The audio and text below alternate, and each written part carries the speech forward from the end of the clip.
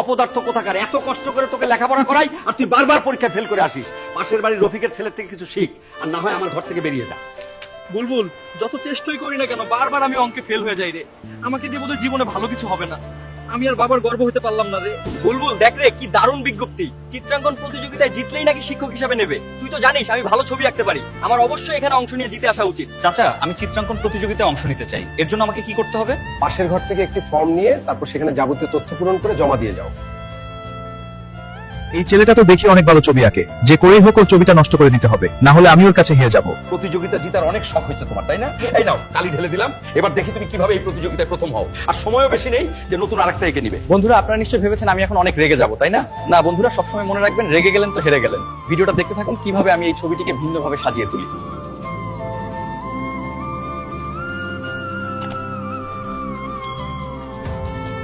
এই হলো মেধার পুরস্কার।